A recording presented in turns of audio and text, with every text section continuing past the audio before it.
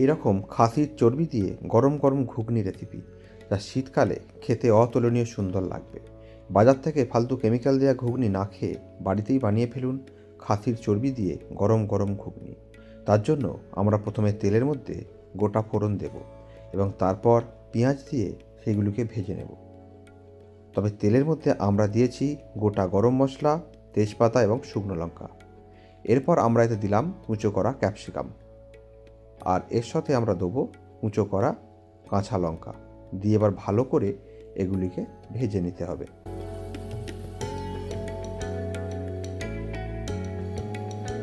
ভাজার সময় গ্যাসের ফ্লেম লো টু মিডিয়াম রাখুন। আমরা কিন্তু এখানে ক্যাপসিকাম দিয়েছি, আপনারা চাইলে নাও দিতে পারেন। এটি খুব অল্প সময়ে এবং তাড়াতাড়ি বানিয়ে ফেলা একটি ঘুগনির রেসিপি। আপনারা অবশ্যই বাড়িতে বানিয়ে দেখুন। এবার এতে আমরা রসুন বাটা দিয়ে দিলাম। এটিকে কিছুক্ষণ ভেজে নেবার পরে তারপর এতে আমরা আদা বাটা দেব।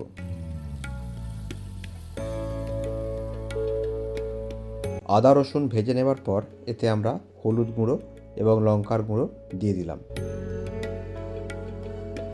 এগুলিকেও ভালো করে ভেজে নিতে হবে। একটু জল প্রয়োজন হলে জল দিতে হবে। আর এদিকে আমাদের খাসির চর্বি কিন্তু রেডি। এটিকে ধুয়ে রেখেছিলাম, এবার এতে দিয়ে দেব, দিয়ে ভালো করে কষে নিতে হবে। খাসির চর্বিটি দেওয়ার পরে একটু ভালো করে কষিয়ে নেবেন, না হলে আবার একটা খাসি খাসি গন্ধ কিন্তু রয়ে যাবে। আর যারা আমাদের ভিডিওটি দেখছেন কিন্তু ভালো লাগছে অথচ সাবস্ক্রাইব করছেন না চ্যানেলটিকে, আর ভিডিওটিকেও লাইক করছেন না, এইরকম আরও ইন্টারেস্টিং ভিডিও পেতে লাইক সাবস্ক্রাইব করে দিন। কিছুক্ষণ কষিয়ে নিয়ে তারপর এতে ধনে গুঁড়ো এবং জিরের গুঁড়ো দিতে হবে, দিয়ে আবার একটু কষিয়ে নিতে হবে।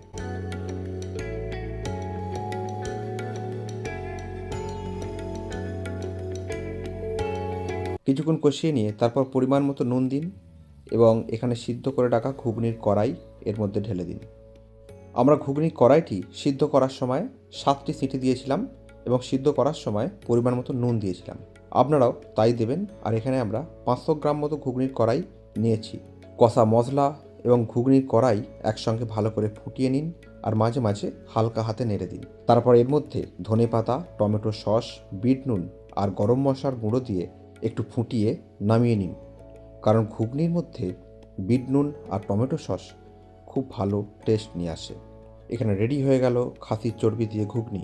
আপনারা এই প্রসেসে বাড়িতে একবার বানিয়ে দেখুন আর আমাদের পাশে থাকুন। নমস্কার।